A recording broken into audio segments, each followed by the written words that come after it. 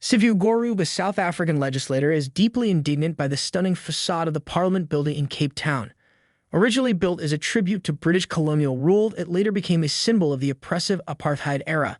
However, it resurfaced as a beacon of hope in 1994 when the first democratically elected representatives from every ethnic group arrived.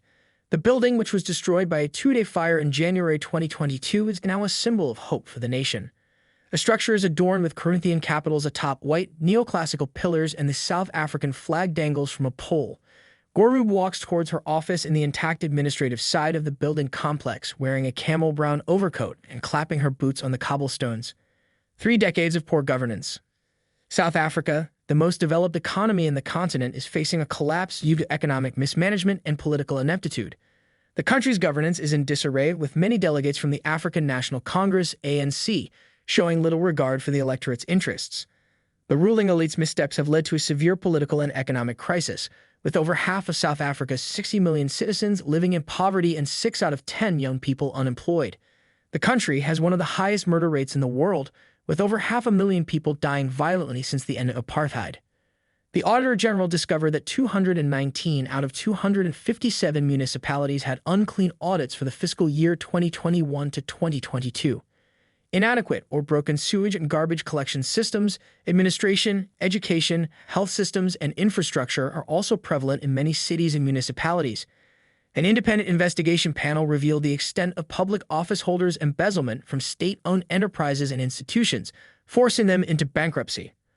President Cyril Ramaphosa has not taken action despite repeated promises, possibly due to fear of being ousted by the kleptocrats in his own party. Stealing money from the public. South Africa's national electricity utility Eskom and railway operator Transnet have suffered significant losses due to theft, sabotage, ineptitude, and mismanagement. These disruptions cost the economy over 45 million euros daily. The former CEO of Eskom claimed that government leaders were involved in the cartel that looted the utility's finances. The Democratic Alliance EA party has filed a petition to form a parliamentary committee to investigate the events surrounding Eskom, but the ANC representatives voted against it. The legislative body has only been functioning at about 20% since the fire in early 2022. Gorub's DA party joined the Moonshot Pact in August to turn the nation around, aiming to secure the ANC's absolute majority in the next year's elections. However, many South Africans worry that the party's leadership may permanently seal the nation's demise. The Financial Action Task Force, FATF, has put South Africa on its grey list in February. Mandela's party seizes the state. After 30 years of ANC administration, Kleinschmidt's assessment was as follows. The party is no longer reformable and is rotten to the core. If we don't start again from scratch, our nation will disappear into a swamp. Nevertheless, the party still benefits from a liberation bonus among the majority of black people in the nation. Although there have been protests all throughout the nation, minus 193 were recorded by the data firm Municipal IQ last year alone. Kleinschmidt claims that there hasn't yet been anything approaching a mass movement. Most people simply don't know any other political leadership and would never vote for white opposition politicians. The ANC power structure is increasingly being characterized on social media as a kakistocracy or government by the least capable. From the highest administrative levels to the lowest, this incompetence has long since spread throughout the entire nation. In a recent admission, ANC Secretary General Fikile Mbalula said, "If certain things are not resolved, we will become a failed state." He continued by saying that there was a lot of corruption in South Africa. In response to numerous demands for comment from Der Spiegel, he and other senior ANC leaders remained silent. Stolen infrastructure. Additionally, nearly 1,500 kilometers of copper cable were pilfered in the fiscal year 2021 to 2022, according to Transnet, a state-owned business in charge of the nation's train system. Organized crime now makes a sizable profit from infrastructure theft, and they can only target the railway's high-voltage lines. Gangs in the townships use pickup trucks to dig down to the electricity cables and yank them out of the earth. In just one fiscal year, the Johannesburg Power Utility recorded over 2,000 occurrences of this kind and comparable ones. Even hospitals had their copper wiring stolen, most likely to be sold overseas. At the moment, South Africa sells more copper than its mines can yield. Mining magnates used to reside in enormous palaces in Johannesburg, a city founded on gold which protrudes into the sky behind the barriers along the lines in Jeppstown. Many areas of the city center now resemble slums in appearance.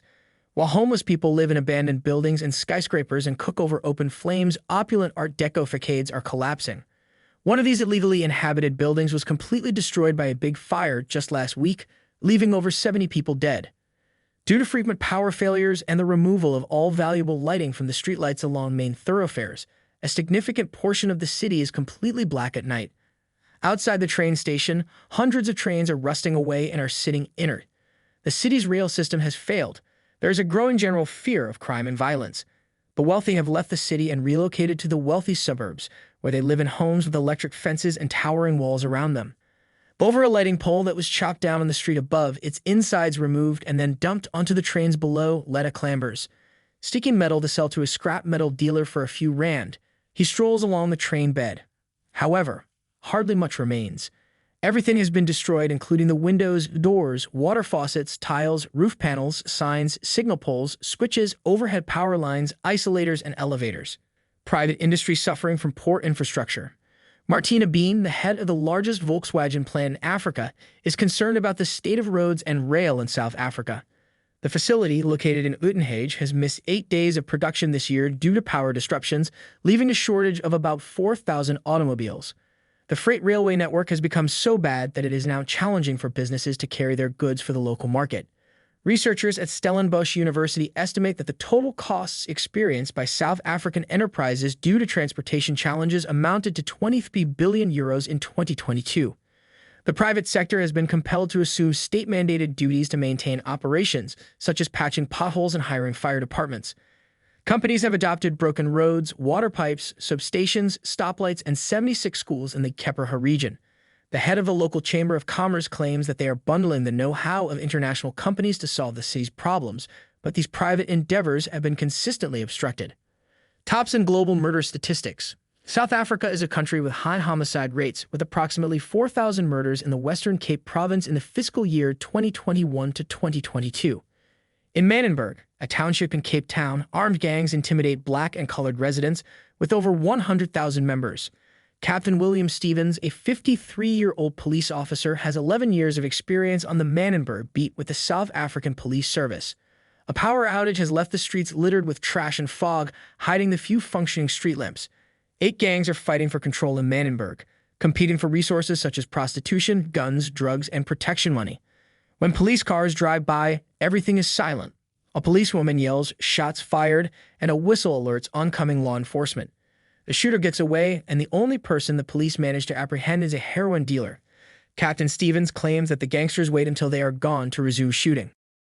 The frustration of the born free. Axolile Nodiwala is standing guard at St. George's Cathedral's door, which is directly behind the Parliament building that was destroyed by fire. It's no coincidence that he picked this historic location for our meeting. The first anti-apartheid march, which brought together people of all skin tones, took place in front of the Neo-Gothic House of Worship in September 1989, with some 30,000 participants.